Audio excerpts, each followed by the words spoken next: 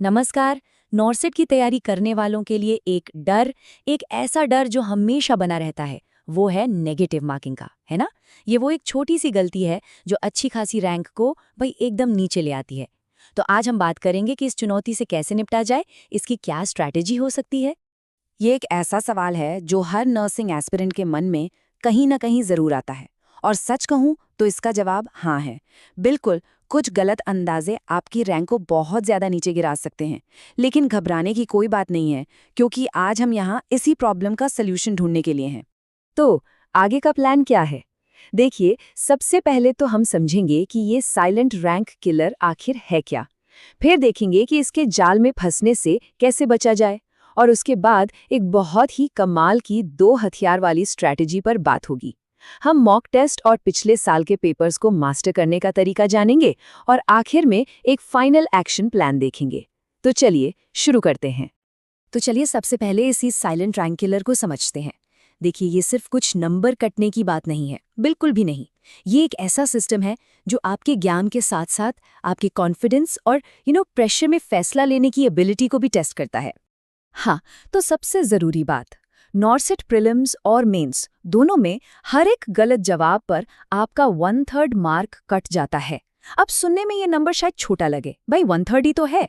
लेकिन सोचिए, जब सवाल सैकड़ों में होते हैं ना, तो इसका असर बहुत बहुत ही बड़ा हो जाता है। स्कोर का हिसाब किताब एकदम सीधा है। सही जवाब दिया तो नंबर मिलेंगे, गलत जवाब दिया तो जो मेहनत से नंबर कमाए थे उनमें से कट जाएंगे।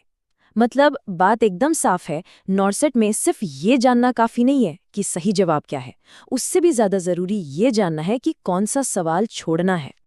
अब सवाल ये उठता है कि जब तैयारी इतनी अच्छी होती है तो भी एस्पिरेंट्स नेगेटिव मार्किंग के जाल में क्यों फंस जाते हैं? ये सिर्फ नॉलेज की कमी की बात नहीं है। असल में ये ज्यादातर एग्जाम के प्रेशर में लिए गए फैसलों का नतीजा होता है। ये कुछ बहुत ही कॉमन प्याज या कह लीजिए जाल हैं। सबसे बड़ा दुश्मन है अंदाजा लगाना, जिसे हम कहते हैं तुक्का मारना। फिर एग्जाम के प्रेशर में सवाल को ठीक से ना पढ़ना, स्ट्रेस में गलत ऑप्शन चुन लेना या टाइम को सही से मैनेज ना कर पाना, ये सब आपको सीधे नेगेटिव मार्किंग की तरफ ले जाते हैं। और हाँ, इनमें से किसी भी आदत को पहचान लेना ही उसे सुधारने का पहला स्टेप है। तो फिर इसका सल्यूशन क्या है? अब हम बात करेंगे एक बहुत ही पावरफुल 2 वेपन स्ट्रैटेजी की। यहाँ मकसद डरना नहीं है, मकसद है नेगेटिव मार्किंग को एक सिस्टम की तरह देखना, एक पजल की तरह जिसे हम सॉल्व कर सकते हैं, जिस पर हम मास्टरी हासिल कर सकते हैं। तो हमारी स्ट्रैटेजी के ये 2 हथियार हैं, मॉक टेस्ट्स और पिछले साल के पेपर्स यानी PYPs। ये दोनों अलग अलग हैं, पर एक दूसरे के बिना अधूरे हैं। समझिए, मॉक टेस्ट्स हैं एनालिसिस के लिए, ये पता लगाने के लिए कि गलती कहाँ हो रही है, और PYPs हैं प्रैक्टिस के लिए, ये समझने के लिए कि एग्जामिनर आखिर चाहता क्या है। चलिए, अब अपने पहले हथियार यानी मॉक टेस्ट्स पर जरा गहराई से बात करते हैं। देखिए, मॉक टेस्ट का असली फायदा सिर्फ स्कोर देखने में नहीं है। असली गेम तो शुरू होता है टेस्ट के बाद, जब आप उसका डीप एनालिसिस करते हैं। असली सीख, असल इंप्रूवमेंट वहीं से आती है। तो एक इफेक्टिव मॉक टेस्ट स्ट्रैटेजी के लिए ये 5 कदम बहुत जरूरी हैं।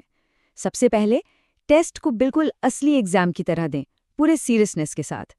फिर अपनी हर एक गलती का एनालिसिस करें। ये गलती हुई तो क्यों हुई? क्या कॉन्सेप्ट क्लियर नहीं था या सिली मिस्टेक थी?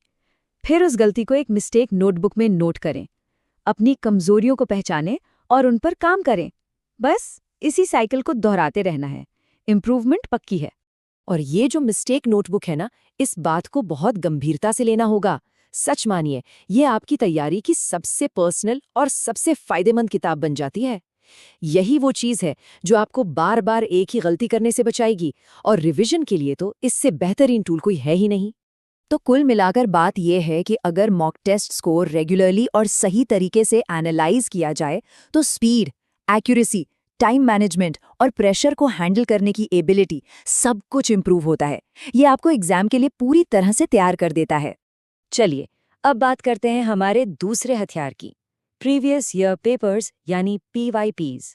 अगर नॉर्सेट एग्जाम की भाषा और उसके स्टाइल को समझना है, तो इससे बेहतर तरीका कोई और हो ही नहीं सकता। एक बात साफ कर दूं, पिछले साल के पेपर सॉल्व करना कोई ऑप्शन नहीं है, ये कंपल्सरी है। यही वो तरीका है जिससे एग्जाम का पैटर्न समझ आता है, कौन से टॉपिक सबसे ज्यादा जरूरी है और सवालों का लेवल क्या रहता है, ये सब पता चलता है। ये तो ऐसा है जैसे आप सीधे एग्जामिनर का दिमाग पढ़ने की कोशिश कर रहे हो, और इससे जो कॉन्फिडेंस बढ़ता है ना, वो अलग है। और देखिए, एक बैलेंस तैयारी के लिए एक्सपर्ट्स अक्सर इस 3 बुक स्ट्रैटेजी की सलाह देते हैं। मतलब एक किताब कॉन्सेप्ट्स के लिए, एक किताब एमसीक्यू प्रैक्टिस के लिए और एक किताब, जी हाँ, पिछले साल के क्वेश्चन पेपर्स के लिए। ये एक परफेक्ट कॉम्बिनेशन है। और बात जब प्रैक्टिस की आती है तो एक्सपर्ट्स की सलाह है कि स्पीड और एक्यूरेसी बनाने के लिए रोज कम से कम 100 एमसीक्यूज जरूर सॉल्व करने चाहिए। ये प्रैक्टिस आपको एग्जाम वाले दिन के लिए तैयार करती है और ये सुनिश्चित करती है कि पेपर टाइम पर पूरा हो। तो ठीक है, अब तक हमने जो भी बातें की हैं, जो भी सीखा है, उसे एक क्लियर एक्शन प्लान में समेट लेते हैं। तो आखिर में सफलता का मंत्र क्या है? बहुत सिंपल है। सवालों को बहुत ध्यान से पढ़ें, अपनी हर गलती से सीखें और जवाब सिर्फ तभी दें जब पूरा कॉन्फिडेंस हो। अंदाजा लगाने से और घबराने से बचना है। बस ये डिसिप्लिन वाला तरीका आपको सबसे आगे ले जाएगा। इसे एक बात को हमेशा याद रखिएगा, नेगेटिव मार्किंग कोई सजा नहीं है जिससे डरना है, बल्कि ये एक सिस्टम है, एक चैलेंज है जिसे स्मार्ट प्रैक्टिस और एनालिसिस के जरिए जीता जा सकता है।